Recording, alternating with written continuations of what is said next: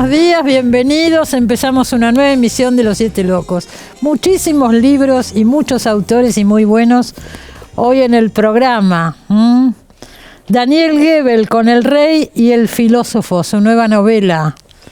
Mariano Quirós, nuestra hermana de afuera, excelente autor Mariano Quirós, autor chaqueño. Gonzalo Garcés, El Tango de Oscar Wilde.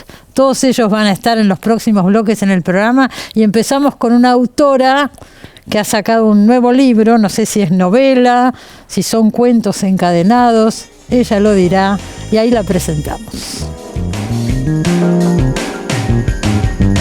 María Rosa Lojo nació en Buenos Aires en 1954. Escritora, es autora, entre otros títulos, de Amores insólitos de nuestra historia, Las Libres del Sur, Árbol de Familia y Así los trata la muerte. Lo que hicieron ahí es su nuevo libro publicado. Bueno, acá lo tengo, Lo que hicieron ahí, el nuevo libro de María Rosa Lojo. Bienvenida, María Rosa. Muchas gracias, Cristina, una alegría estar acá otra vez. Yo me estaba tratando de acordar si la última vez viniste o lo hicimos por Zoom con tu último libro. Ya no me acuerdo, se me mezclan. A mí me pasa lo mismo. Hicimos cosas por Zoom, seguro, sí. Y esto también tengo la duda. Pero vos habías escrito un libro que seguía un poco la historia de los... Así los trata la muerte. Sí, sí. Así los trata la muerte, me acuerdo muy bien. Con la diferencia... Era literatura, era ficción, digo. Sí. La diferencia estaba además en que... La vida después de la muerte. Claro, lo que les pasaba a los personajes sí. Una vez que trasponían el umbral. Y este nuevo libro, lo que hicieron ahí, ¿cómo lo puedo definir yo? ¿Lo puedo definir como novela, como cuentos, como reflexiones, como relatos, como muchas cosas? Sí, creo que, es parte de su propuesta, es la propuesta, sí. Yo empecé a escribir como una serie de relatos encadenados, es decir, todo salió de un primer cuento, el primero del libro, Perfiles. El primero. Sí. El del señor el del médico hotel, sí. Que está en el hotel y que aparentemente contrata a una prostituta que está en la oferta del hotel. Sí. Y estos dos personajes van a tener un desarrollo posterior en otras historias y sus roles van a cambiar también. Se va a descubrir, que en realidad la mujer no es una prostituta, pero no vamos a spoilear el libro. Vas a contar, claro. No. Pero vos cuando escribiste ese primero no sabías que iba a pasar todo eso, ¿o sí? No lo sabía. No lo sabía, yo iba con la brújula viendo qué ocurría. Siempre se habla de escritores de brújula o de mapa, yo soy más bien de brújula y de personajes, de construcción de personajes, claro. Y muchas veces no sé realmente lo que los personajes van a terminar haciendo. Claro. Y así que en este libro me llevé muchas sorpresas yo misma. Vos misma te llevaste sorpresas, pero además la estructura del libro, esto de los cuentos encadenados, fue surgiendo a medida que lo hacías. Sí, que yo buscaba que tuvieran una cierta independencia, que pudieran leerse solos, que tuvieran un valor y un atractivo por sí mismos cada relato. Hay algunos más abiertos, otros más cerrados, pero que al final los lectores tengan una novela armada como un rompecabezas, claro. en buena parte, ¿no? Bueno, porque aparecen además sucesos históricos del país, muchísimos, ¿no? A lo largo de muchos años. A lo largo de muchos años, sí. Podemos decir que la acción comienza alrededor de 2018 y va hacia atrás, va hacia los años 90, hacia los años 80, 70 todavía. Y hasta mediados del siglo XIX y fin del siglo XIX, principios del siglo XX. Todos los personajes que aparecen de una manera o de otra, más directa o más indirecta, están relacionados. Y lo que creo que incentiva la lectura es descubrir cómo y por qué. La develación de los secretos. Eso podemos decir. Eso podemos decirlo, sí. Hay un ómnibus que choca contra un camión, creo que estaba borracho. Sí, el camionero está borracho, pero el camión tampoco andaba bien. Hay una responsabilidad doble del conductor y de la empresa, del mantenimiento. Mueren chicos, muchos chicos. Mueren muchos chicos y sus maestros. Es una tragedia colectiva. Y a partir de ese hecho tan terrible, tan traumático, se van desovillando las relaciones entre muchas vidas, entre gente que que son pares, entre diferentes clases sociales, entre empleadores y empleados, entre amantes, parejas, claro, amigos. Y además a lo largo del tiempo, porque ya a lo largo del tiempo cubre muchos años de la historia y sí, entran episodios de nuestra historia también.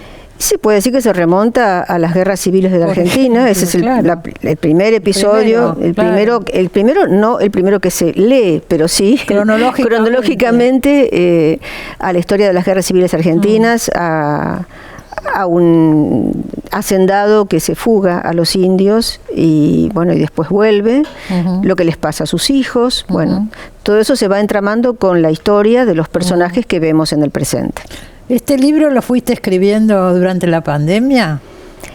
En parte sí. Empecé hace mucho, en 2017, 2018. En 2017 creo que empecé con el primer cuento, que el primero se publicó en Verano 12, esa sección tan linda de cuentos de Página 12. Pero Así los trata la muerte es posterior a 2017, ¿no es cierto? La publicación es posterior. Pero lo habías escrito antes. Es que los dos libros se escribieron en forma casi simultánea. Mirá. Sí, bueno, me suele pasar con proyectos que voy llevando por un lado o por otro, y que se relacionan y se separan al mismo tiempo, ¿no?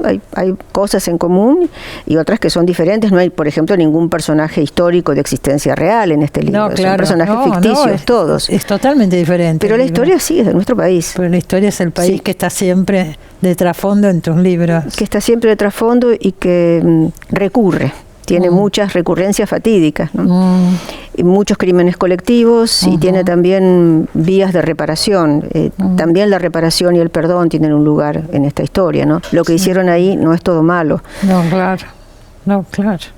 María Rosa, sé que estuviste afuera del país bastantes meses últimamente, buscando un poco la tierra de tus ancestros, que también tiene un peso muy grande en tu vida. Tiene un peso muy grande, sí. Sí. En todos los libros hay siempre algún inmigrante, en este también hay descendientes de inmigrantes. Sí, estuve en España dando clase en la Universidad de Navarra 3 meses. Bueno, fue un momento muy emotivo porque me quedaba pendiente mi ingreso efectivo a la Real Academia Gallega, que me habían elegido. La Real Academia Gallega, sos miembro de la Real Academia Gallega. Sí, miembro de honor, que es el puesto que ocupan aquellos académicos que no viven en Galicia, pero que son sus embajadores en el exterior.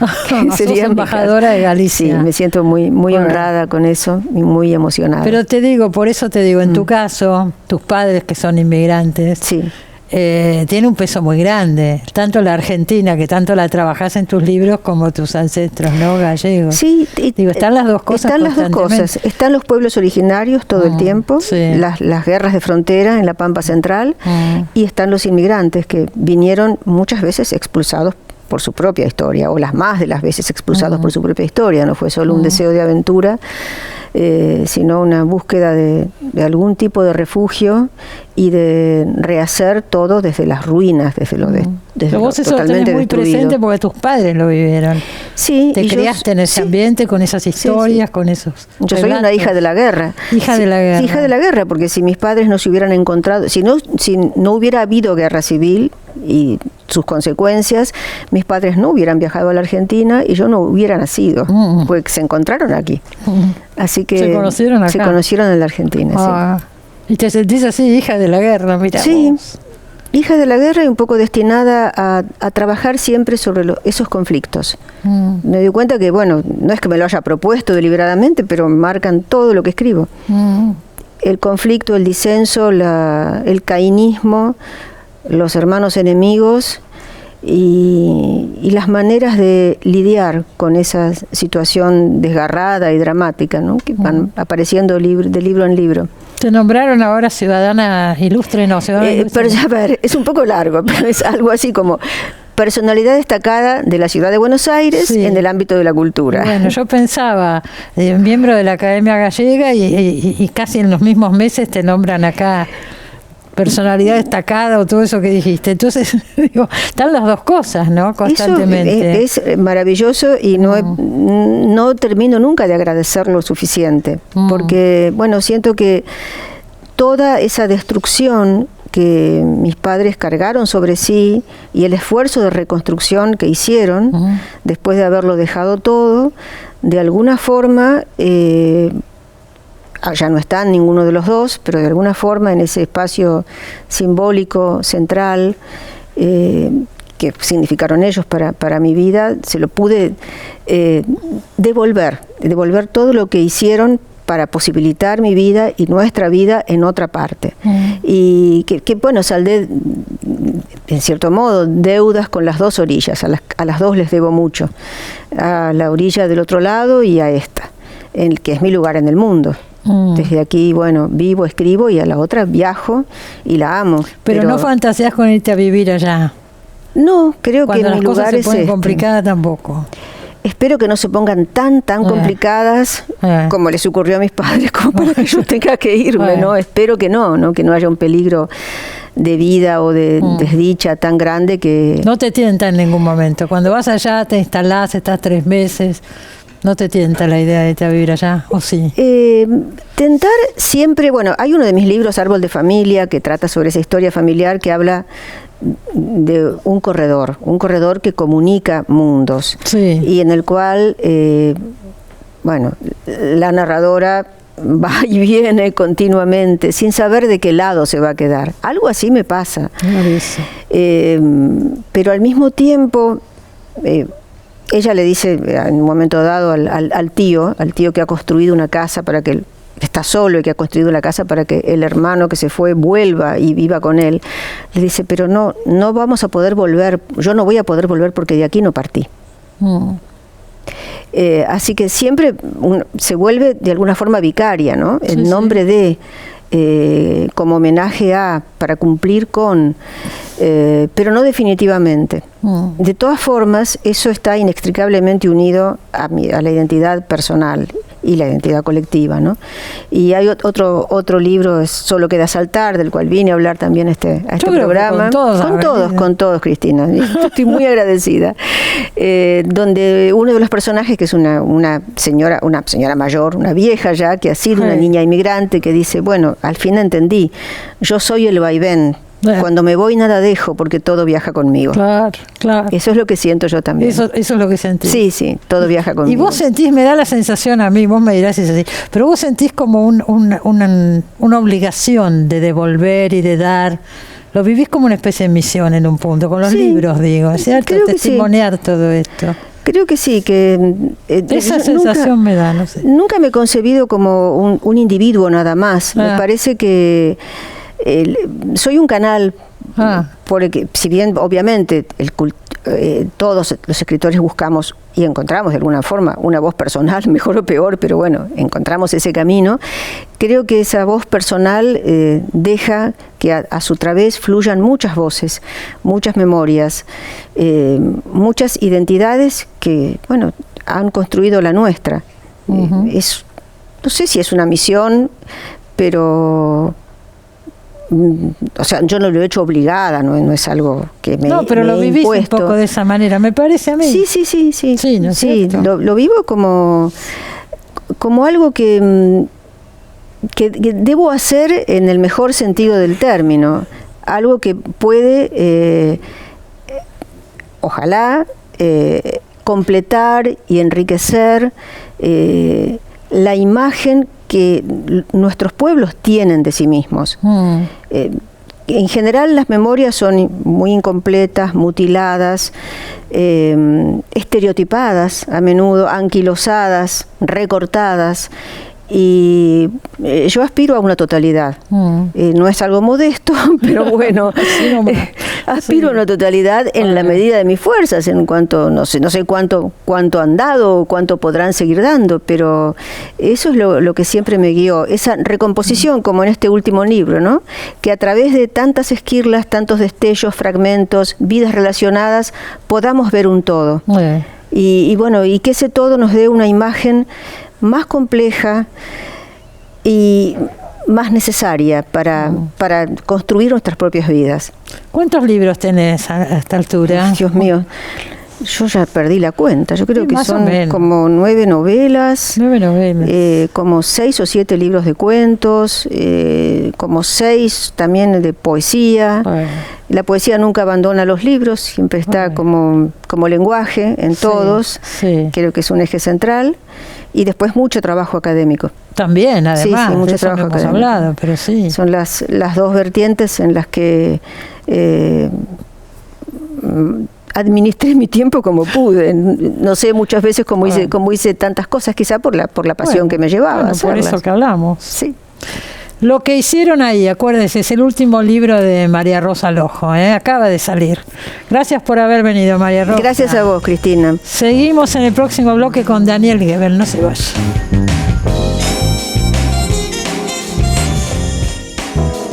Bueno, nos vamos ahora ¿a dónde? A Versalles, a Luis XIV. Llegó Daniel Goebel con El Rey y el Filósofo. Siempre con temas, siempre sorprendiendo. Goebel. Nos llevas, a mí por lo menos, desde La Perla del Emperador, qué sé yo, Las Mil y una Noches. Ahora vamos a la corte de Luis XIV. Así es, me ajusté a la frase de Borges que dice que sitúo mis escenarios en lugares distantes para que toda inverosimilitud resulte tolerable. Ah, mira. Interesante. Sí, porque en realidad, si no me equivoco, El Rey y el Filósofo es como un largo viaje hacia la lengua argentina, hablada por un rey francés. Vas a tener que explicar un poquito esto. Es una intuición, en realidad no podría afirmarlo, pero digamos, el rey el filósofo trabaja un acontecimiento históricamente cierto, existente, del cual nadie sabe nada. Eso pasó. Eso pasó. La idea de la invasión a Egipto. Exactamente, en algún momento. Francia invadiendo Egipto. Claro. En la época de Luis XIV. En la época de Luis XIV. En algún momento, el filósofo y agente y espía Leibniz, que es el último gran hombre universal de la historia de la humanidad, el hombre que lo sabía todo, sí, va a verlo a Luis XIV para proponerle la invasión a Egipto. Él era embajador. No, él no era embajador. Él va y después se queda 5 años en Francia estudiando, se mete en la Academia de Ciencias. Dice que era embajador del Sacro Imperio Romano Germánico. Embajador oficioso. En oficioso. Realidad no sé si lo fue o no lo fue. Pero trabajó con la hipótesis de que es un enviado. Es decir, en el discurso de Leibniz, él intenta, en favor de la humanidad y de los reinos cristianos de Occidente, la invasión de Egipto y la conversión de los musulmanes. Pero eso es un hecho histórico. Es un hecho histórico. Poco conocido. Poco conocido, es más, anduve buscando hasta que encontré el proyecto de Leibniz, del cual nadie sabía nada, hasta que lo encontré en una edición de esos libros filosóficos gordos que incluyen varios trabajos.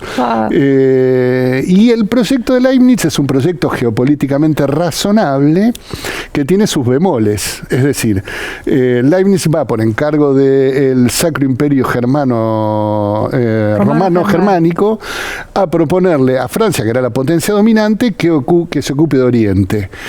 Y en mi novela yo me ocupo de desarmar la inocencia de ese proyecto y explicar las razones verdaderas. Y se demora la demostración de los verdaderos motivos porque yo mientras escribí el libro iba averiguando y conjeturando.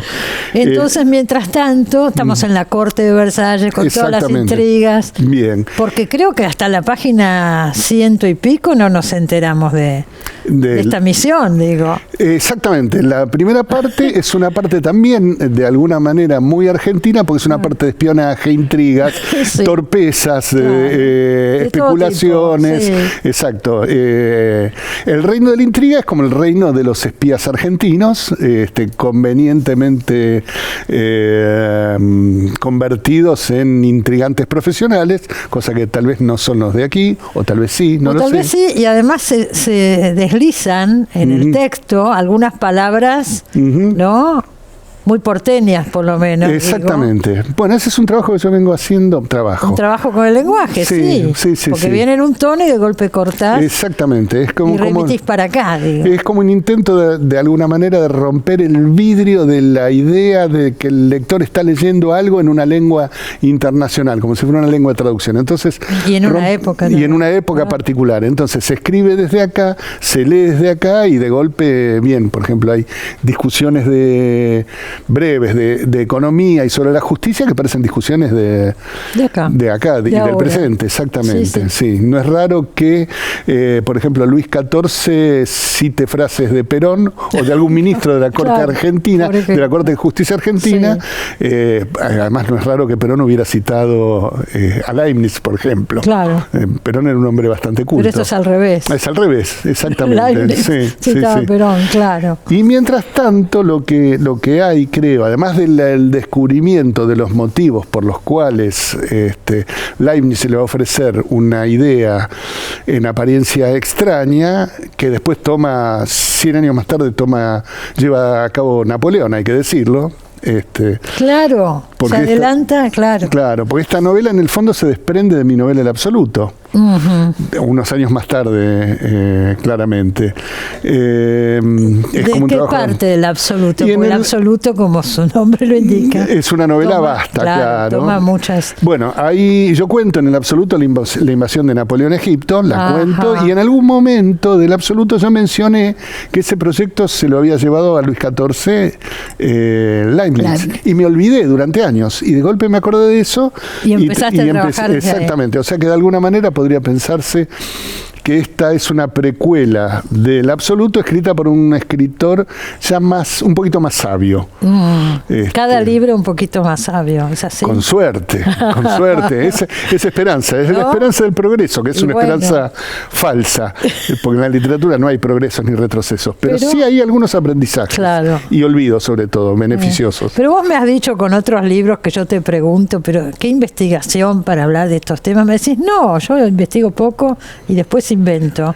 Acá hay investigación. No es que investigue poco. ¿Encontraste este documento, por ejemplo? Sí, investigo en simultáneo. Mientras lo vas haciendo. Exactamente. Pero además he comprobado que de una manera u otra, aquello que yo conjeturo, que pienso que es una conjetura disparatada, en realidad está sostenido sobre las tramas de un verosímil que es histórico, y que a veces la historia es más disparatada todavía que aquello que yo puedo inventar.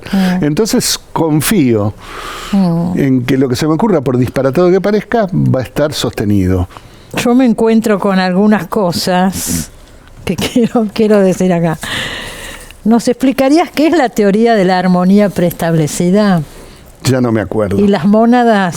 Sí, bueno, es una Leibniz tenía, mira, esto es una explicación personal. En una época yo recorría las librerías de la calle Corrientes, y cuando hojeaba los libros de filosofía, compraba aquellos cuyos títulos me resultaban enigmáticos. Entonces, ¿cómo resistirse a comprar un libro que se llama Monadología? ¿O cómo resistirse a comprar un libro que se llama Proslogión, de San Anselmo? Después, como no soy un lector preparado ni ducho en filosofía, terminaba leyendo o las biografías de los filósofos o el prólogo que oficia de divulgación. Lo que descubrí en Leibniz, básicamente, y por eso me quedé con ese personaje, que es un gran personaje histórico, como Luis XIV por otra parte, es que él tenía una teoría que es como la teoría que fascina, como el hecho que fascina a los niños. ¿Te acordás cuando los chicos hacían burbujas, pompa de jabón, y una pompa se desprendía de otra? Bueno, cuando yo leí eso pensé, Leibniz piensa en términos filosóficos lo que yo pienso en términos literarios. O sea, yo era leibniziano sin saberlo. Es decir, un texto se desprende de otro texto, se expande, es un universo autónomo. Pero Leibniz pensaba la realidad en términos atómicos, si querés, como entidades autosuficientes. Y después había otra teoría compatible con esa, que es aquella de la que se burla Voltaire en El Ingenuo, que es, Leibniz decía, vivimos en el mejor de los mundos posibles. Entonces Voltaire se reía, escribió Cándido del Optimismo, que también se traduce como El Ingenuo, donde somete a un personaje a una serie de catástrofes, una detrás de otra. Entonces dice, ¿cómo hay que ser idiota para pensar, pese a todo, que uno vive en el mejor de los mundos posibles? Pero la clave está en la palabra posibles. Es decir, la teoría de Leibniz era que dentro de las infinita cantidad de versiones que hizo Dios de cada cosa, aplicó lo posible al mundo que sostenía. Es decir, nosotros, para Leibniz, por supuesto, nosotros éramos hijos de Adán y Eva, como para cualquier creyente ingenuo, y entonces ese Adán y Eva eran las versiones posibles para este mundo que habitamos, sí. Pero puede haber infinita cantidad de otros mundos habitados por Adanes y Evas, un poco mejores, un poco peores. Es la teoría del multiverso. No por nada, Leibniz es el filósofo más citado por los científicos. Mira. Bien, y entonces ahí... Yo debo reconocer que cuando empezó a aparecer todo esto, por supuesto, ¿qué hago? Me voy a Google y busco. Exacto. Pongo, ¿no? Uh-huh. Y me aparecían, la verdad que entendí un poquito más ahora que lo que entendí en Google. Claro. Bueno, y además hay otra cosa, porque la novela, por supuesto, en la novela la voz cantante la lleva Luis XIV, sí. Que además quiere apropiarse de todos los inventos de... Por supuesto. Dice, Versalles es la armonía establecida. Claro. Versalles es el mejor de los mundos posibles. Claro. Todo lo que usted dice, en realidad, lo toma del modelo que soy yo, que soy perfecto. Pero la idea de los mundos posibles también tiene que ver con algo que un escritor percibe, y es que uno trabaja el posible que le es dado. Pero, es decir, cuando uno pone una palabra en un texto, hay infinidad de otras dentro de la gama reducida que uno tiene que son descartadas. Entonces, debe haber en la infinidad de mundos posibles existentes otras versiones del rey y el filósofo que incluso puedo haber imaginado yo, pero que no escribí. Ajá. O sea, es una teoría completamente afín a la escritura. Y por eso yo era leibniziano sin saberlo, y ahora le toca al fantasma de Leibniz ser goebbeliano, sabiéndolo o no. Sabiéndolo o no, eso no lo sabemos. Sí. Yo digo, después de esta nos viene una novela intimista, porque vos vas mezclando, ¿no? De golpe el hijo judío o ese tipo de novelas que no tienen nada que ver con esto. No, Entonces, claramente. Son como dos vertientes que vos trabajás. Sí, varias vertientes. Después... Tengo, digamos, 2 libros que escribí después del Rey y el Filósofo, libros breves. Ajá. Uno pasa en la zanja de Alsina, en el siglo XIX en Argentina, que combina el hecho histórico realmente existente. Estaba pensando, tampoco sobre hechos históricos argentinos no tenemos muchos, ¿no es cierto? No. De mi lado no, creo que esta es mi primera novela, entre comillas, histórica. Mira. Por supuesto, mis novelas históricas son fraudulentamente históricas. Ya sabemos, pero lo son. Sí, digamos, esa novela es una novela escrita por alguien que visita la historia argentina para poner algo de Lovecraft y algo de Kafka. ¿Cómo te gusta todo eso? La combinación, sí. La combinación. Y después escribí otro texto que es lo más raro que escribí en mi vida, creo, que no sé si voy a poder publicarlo, porque cuanto más difícil, menos se lee o menos se vende. Que en mi propia definición personal, completamente vanidosa, y después de tener un ataque de vanidad, uno se deprime, por supuesto, que es un texto que es un paso después de Borges. Salir de la jaula de Borges e ir más allá. No mejor, sino más allá. ¿Qué será? ¿Qué será más allá? Y yo lo llamé por ahora provisoriamente Tratado de Teología Fantástica. Ajá. Pero tal vez tenga que sacarle fantástico porque Borges lo utilizó demasiado. Bueno, vamos a ver. Nunca va a faltar un editor, digo. No, por supuesto. Por paciencia, por piedad o por costumbre, me siguen publicando. Y varias editoriales diferentes, porque el último, me acuerdo, el de Ampersand, vos escribiste. Sí, publiqué un texto. Yo creo que viniste el año pasado con ese texto. Sí. ¿No es cierto? En la colección esa donde los escritores cuentan su historia literaria. Exacto. Digamos. Sí. Y ahora volviste a tu sello tradicional. A Random, sí, básicamente publico en Random. Sí, bueno, veremos. Te tendremos pronto de nuevo por acá. Así es. Gracias por haber venido. Acuérdese, El Rey y el Filósofo, la nueva aventura donde nos mete Goebbels ahora, donde me entero de todas estas cosas, del filósofo Leibniz, etcétera. Sí, y de la mujer de Luis XIV también, que tiene su papelito ahí. Todos tienen su papelito. Hay un montón de gente que entra y sale, intrigas, de todo pasa en esta novela. Gracias por haber venido. Gracias por invitarme. Nos vamos a un corte, nos queda un bloque todavía y muy interesante. Ya volvemos.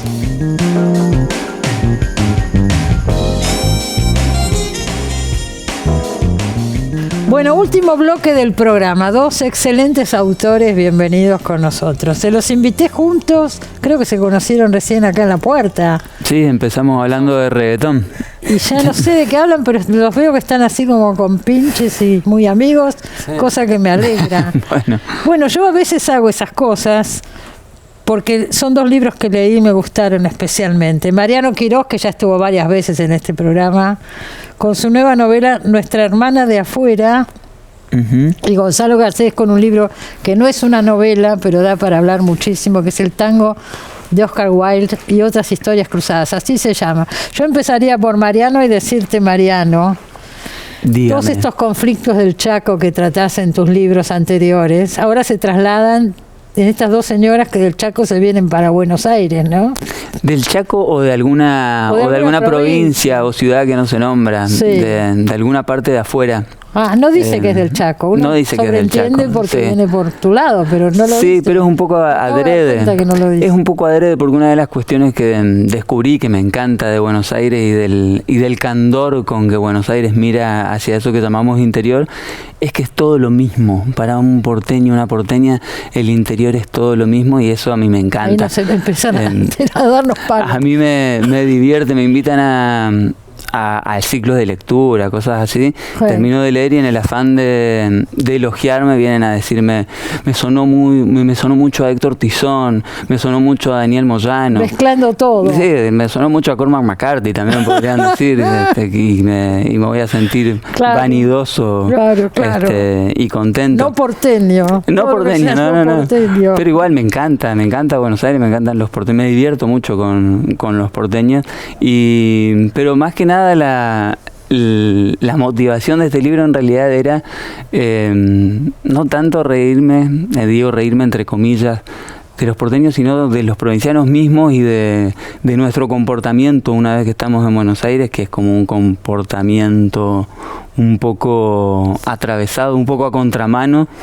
Yo he visto a provincianas y provincianos que en sus ciudades de origen son muy duchos, se mueven como gente canchera. ¿Y acá qué les pasa? Y venir a Buenos Aires y de pronto estar como neutralizados. A mí mismo me pasó.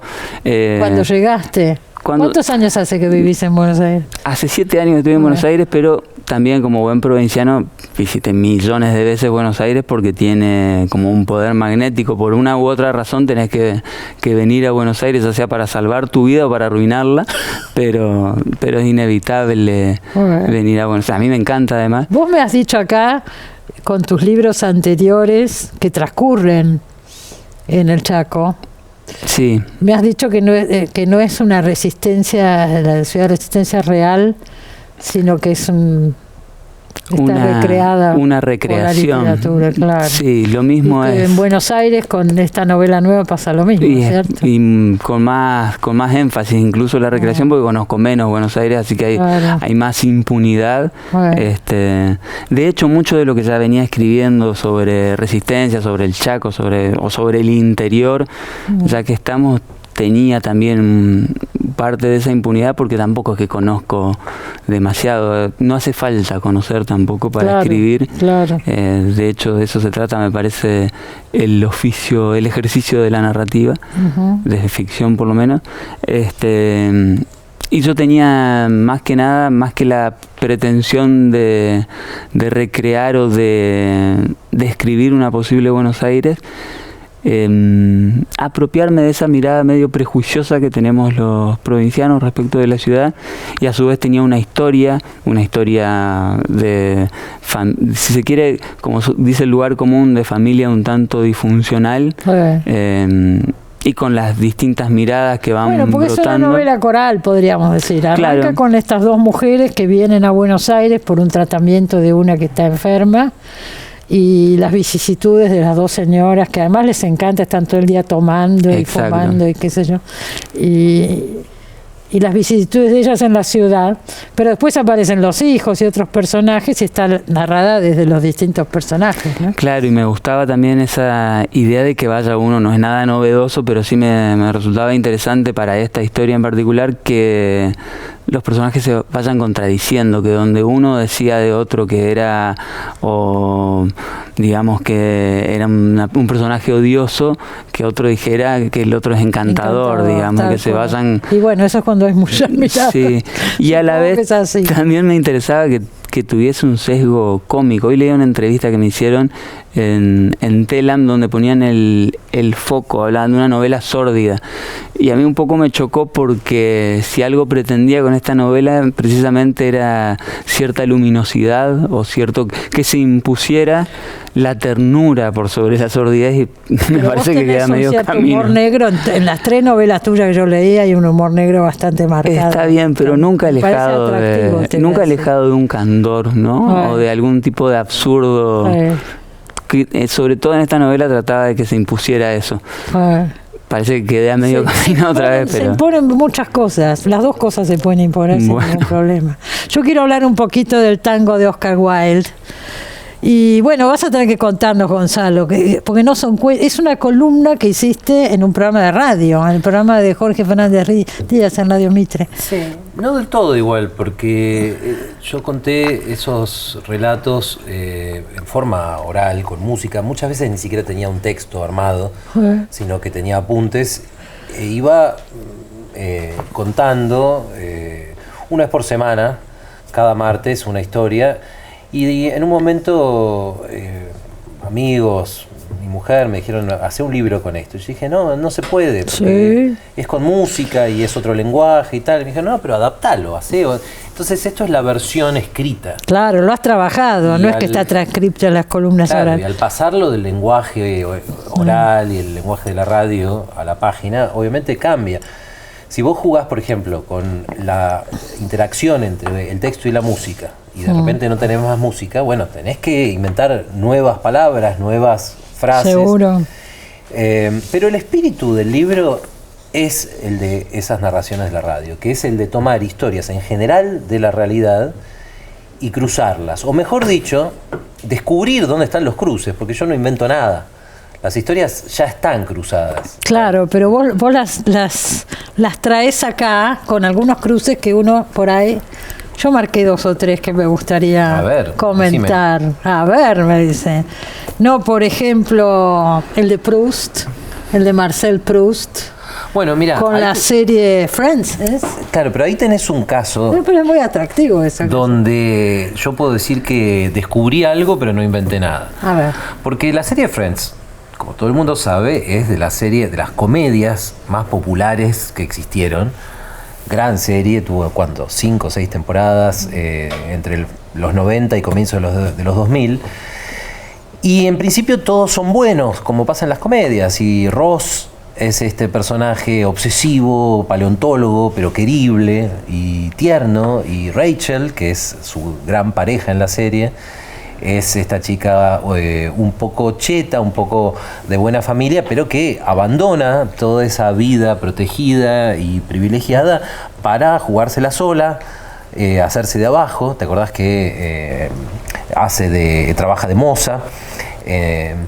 Y hay un gran amor entre ellos. Y todo es muy lindo, pero si vos te fijás realmente detrás de las risas y detrás del tono de comedia, la visión del amor que tienen los autores de Friends es muy negra, es muy pesimista, es muy cínica, y de hecho es muy cercana a la que tenía Marcel Proust, que en un registro completamente diferente cuenta la historia de un gran amor, el de el narrador Marcel con Albertina, y finalmente están diciendo lo mismo. Están diciendo que el amor es un efecto de diferentes cosas, de la nostalgia, de los celos. Fíjate en esto.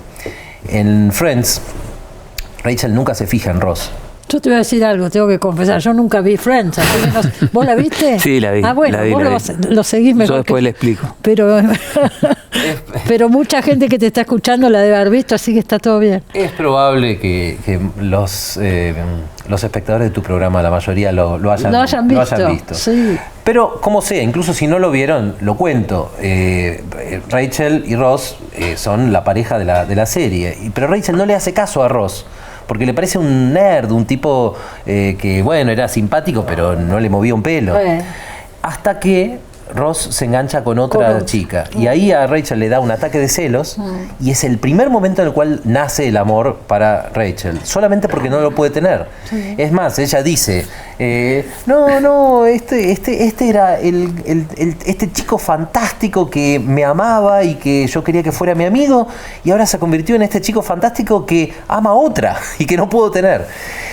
Y esa es la naturaleza humana. Bueno, pero fíjate que en Un amor de Swan, que es esta especie de mini novela inserta dentro de En busca del tiempo perdido, Swan no quiere a Odette, no está enamorado de ella, pero un día están en un salón, Swan y Odette, y alguien toca una pieza en el piano que a Swan le recuerda a su juventud y le recuerda a una época en que él era mejor, más joven, más idealista, más capaz de grandes cosas, y Odette está justo ahí. Y en su cabeza se junta la presencia de Odette con la nostalgia del hombre que fue y se enamora de ella. ¿Pero se enamora de Odette o se enamora de la idea del que él puede ser con Odette? Bueno, es una visión del amor que no es idealista, es egoísta. No nos enamoramos de otra persona, nos enamoramos de nosotros mismos con esa persona. Los celos son una fuerza más resistente que el amor puro, que tal vez no exista. Y todas esas cosas oscuras las dice Friends en tono de comedia. Entonces, yo no... Este libro se llama El tango de Oscar Wilde y otras historias cruzadas. Acá están las historias ya están cruzadas. Ya están cruzadas, vos las descubrís. Relacionás a Borges, el cuento del sur de Borges, con la serie Breaking Bad también. Bueno, pero eso es indiscutible. Breaking Bad, otra serie. Al principio de Breaking Bad tenés a Walter White, que es un tipo que sabe mucho de química, pero no le sirve para nada. Ama a su mujer, pero su mujer no lo respeta. Ama a su hijo, pero su hijo tiene una discapacidad y él no puede hacer nada para ayudarlo. No tiene dinero, no tiene respeto y no tiene proyectos. Y le diagnostican un cáncer incurable. Y entonces... hay un instante en la serie en el cual el médico lo enfocan así de cerca y le dice: señor White, usted tiene no sé cuánto, 4 meses para vivir, tiene un cáncer que es incurable. Y Walter se queda un poco al helado y se nubla la vista y oye un zumbido y después retoma la serie. Y lo que sucede durante los siguientes años es que Walter White se convierte en el narco más peligroso de Nuevo México y tal vez de Estados Unidos. Y de pronto todas sus fantasías nacidas de la frustración se hacen realidad. Su mujer empieza no solo a respetarlo, sino que le teme. Hay una famosa escena en la cual le dice: Skylar, yo no estoy en peligro, yo soy el peligro. Soy el peligro. Wow. Sus conocimientos de química ahora sí le sirven. Le sirven para hacerse millonario, rico, temido, hermoso. Entonces, es lo que se llama en psicología una fantasía compensatoria. Si yo soy chiquito, voy a soñar con ser un gigante, ¿cierto? Lo mismo se narra en El cuento del sur. Juan Dalman nunca fue valiente y para colmo se agarra una septicemia, esto es lo que cuenta Borges, y está agonizando en el hospital, pero misteriosamente logra curarse y va a convalecer a una estancia. Camino de la estancia donde va a convalecer, un compadrito en un almacén lo desafía a pelear.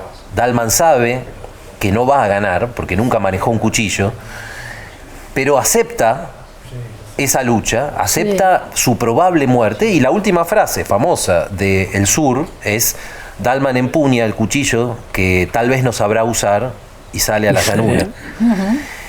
Y Walter White también sale a la llanura. Y Borges dice en el prólogo a ese libro que el cuento del sur se puede leer de 2 maneras. Una como directa relación de hechos novelescos y tal vez de otra manera, que Borges no especifica. ¿Cuál es esa otra manera? La otra manera de interpretar el sur es que Dalman nunca sale del hospital. Claro. Y mientras agoniza en el hospital, sueña o alucina la muerte que le habría gustado tener. Es decir, la muerte de un valiente, lo que él no fue. No encerrado entre 4 paredes y atado a una cama, sino a cielo abierto y acometiendo. Y ahí vos te imaginás. Y Walter White quiere lo mismo. Claro. Y vos podés entender también Breaking Bad de dos maneras. Como si todo pasara tal como te lo cuentan. Y como si fuera fantasía de O como si fuera una fantasía de Walter White que sueña la muerte que le hubiera gustado tener. Y ahí entra Rose de Titanic también, metes ahí, como la fantasía. Sí, porque... ¿Habrá vivido Rose esa historia de amor? Hay algunos indicios de que Rose fantaseó toda la historia de Titanic. Uno es que, no sé, lo han escrito por ahí, el peinado de Leonardo DiCaprio. No lo había visto nunca, pero sí está bueno. No se puso de moda hasta años después. El auto donde hacen el amor en la película, dentro del barco, sí, no se fabricó hasta más tarde. Son como pequeños indicios de que esa memoria de Rose es deficiente. Entonces te permite preguntarte, ¿está contando la verdad o es una mujer que se casó mal, que se casó con un hombre al que no quería y que no le dio una vida feliz, y cuando está a punto de morir fantasea un gran amor que le habría gustado tener y no tuvo? Uno podría decir qué importancia tiene si pasó o no pasó, ¿no? A esa altura no tiene esa importancia, no tiene la si menor pasó. importancia. Y la última historia del libro que me pareció maravillosa es el tango de Oscar Wilde, que le da nombre al libro, y aparece Oscar Wilde como un tanguero, pero de ley. Oscar Wilde era un tanguero. Siempre lo supimos. Siempre lo supimos, Mariano. Oscar Wilde, por supuesto, vivió y murió antes del tango. Sí. Pero, bueno, la historia es así. Wilde tuvo un gran amor, ese sí, que era Lord Alfred Douglas, Sí, bueno. alias Bosie. Y Lo pagó muy caro. Tuvo algunos años de gran felicidad y de gran erotismo y de grandes aventuras con él, pero Bosie tenía un problema con su propio padre, el marqués de Queensberry, y le insistió a Oscar Wilde para que hiciera algo que era virtualmente suicida. Le dijo, hacele juicio por calumnias a mi padre, que anda diciendo que vos sos un sodomita, que estás conmigo. Lo cual era cierto, dejando de lado la palabra muy de época. Pero era la época. Entonces, Oscar Wilde le hizo un juicio por calumnias al marqués de Queensberry, perdió el juicio, se dio vuelta y terminó condenado a trabajos forzados en la cárcel de Reading. Él esperaba, naturalmente, que después de haberlo empujado a esa aventura suicida, Bosie, como mínimo, lo visitara en la cárcel. Pero no lo hizo. Renegó de él y pasó a decir prácticamente que nunca lo había conocido. Entonces, en la amargura por esa traición, fíjate cómo vamos entrando en el universo del tango. Ya me estoy riendo, sí. En la amargura por esa traición, Wilde le escribe una larga carta a mano a Bosie desde la cárcel, en la cual le dice, yo te di todo. Y vos, esa carta se llama ahora De Profundis. Le dice, yo te di todo y vos me lo pagaste así, con amargura, con desprecio y con traición. Esa ingrata. Claro, es percanta que me amuraste. Y en un momento le dice algo que es muy trascendente, es muy interesante, una gran verdad además que enuncia Wilde en ese libro, donde le dice que es necesario sufrir porque eso estimula la imaginación. Cuando vos sufrís, caes en la cuenta de que otros sufren también y adquirís la capacidad para ponerte en su lugar. Y esa es la primera cualidad para poder apreciar el arte, la imaginación. Entonces, exacto, en un momento le escribe, casi textualmente, Bosie, primero hay que saber sufrir. Y solo le faltaba agregar, después amar, después partir, después andar sin pensamiento. Perfume, naranjo en flor, promesas vanas de amor. No me digas. Entonces, yo inventé que Oscar Wilde era tanguero. No, Oscar Wilde era tanguero antes del tango. Y ahora nos venimos a enterar.